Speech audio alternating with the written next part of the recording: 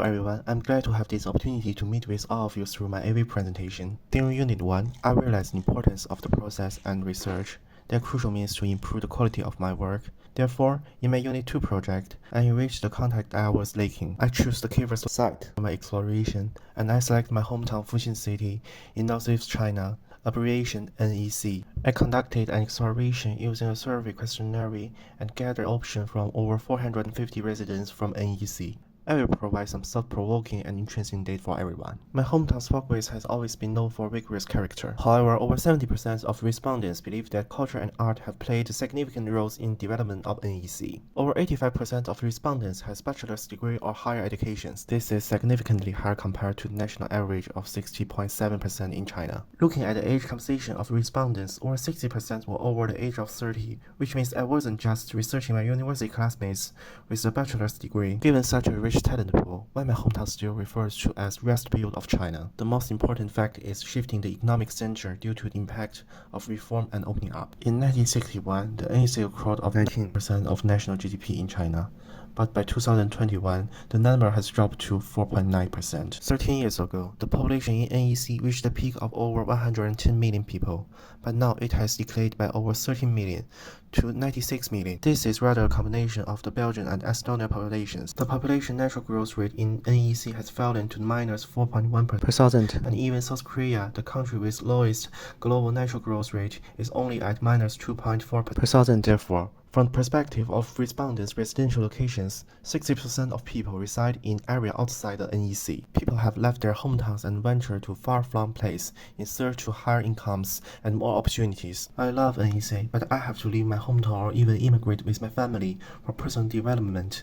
I long for NEC to get better, but there is nothing I can do about it as a small individual. I often get messages like this in the questionnaire. Based on the consolidated research data, I find that I'm not the only one grappling with the contradictory mindset. The environmental sentiment I want to convey through my work is widely present among the immigrant population in NEC. I believe that my creation will resonate with people in NEC. The illustration I'm crafting around this exploration of these complex emotions, people who have escaped from their hometowns yearn for and even rely on this land, but they are forced to leave due to societal pressures. This intricate emotional connection to their homeland also affects every aspect of my life. In the process of researching others, I continuously analyze myself and examine my relationship with my homeland. This process of introspection is like tearing off the scab on my soul. I cannot determine whether the saltified blood caught beneath it is healthy skin or tender blood vessel, but I must gather the courage to dissect my soul and innermost being. Only by confronting the shy residence within myself can I present the most magnificent artwork.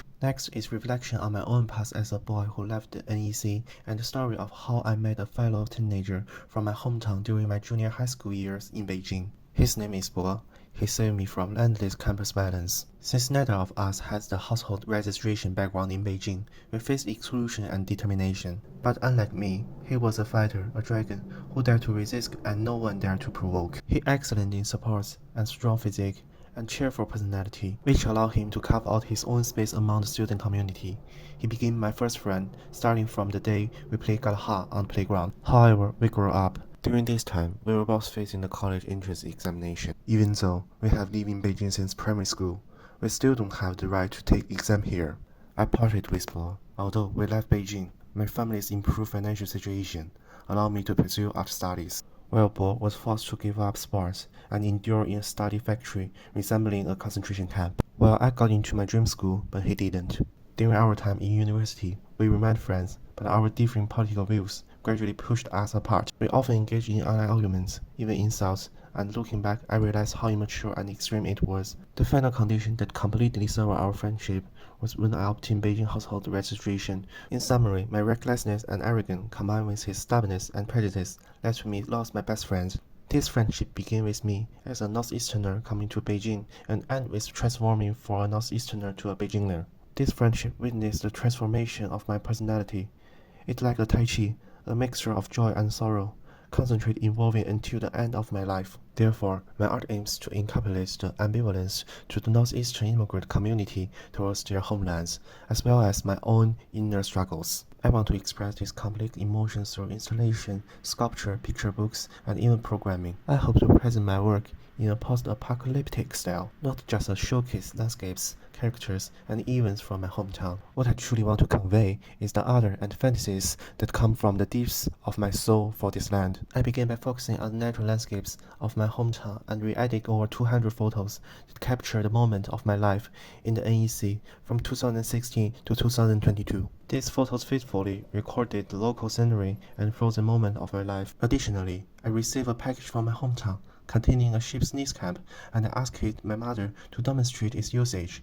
This traditional game has been passed down for thousands of years in my hometown. And then, as we describe this unique toy in the future, I hope to virtually recreate this game through programming, allow the Galaha to throw with the glass storm like a popcorn as a testament of my lost friendship. I also explore the roof decoration of traditional houses in the NEC region. These decorations are used for warning of evil spirits and are often found off the top of houses and inside burial chambers. I recreated them using ceramics, infusing them with my preferred concept and color, and turned them into ceramic dragon guardians by my side. I also experiment with Weasel print to present my illustration novel, as I enjoy the texture and style that Weasel print brings. I've not only tried different exhibition fronts in classroom, but also participate in Skillsweek's 3D extreme creation, named as Dreamhouse in Safe House Peckham. Within 3 days, our team completed a collaborative works themes around dreams, and I created a booth to showcase my individual works about NEC. 1 month later, our works were exhibition in Chelsea's classmate exhibition,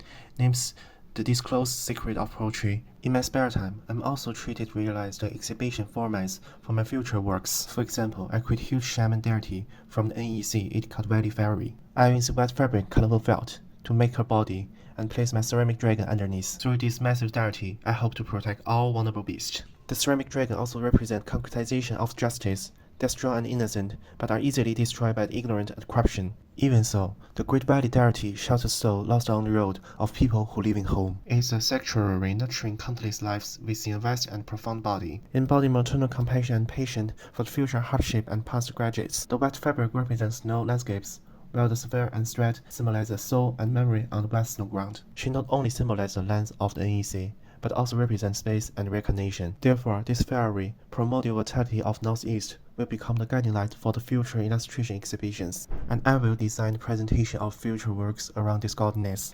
Although I have my own idea, my creative process has not been a smooth one.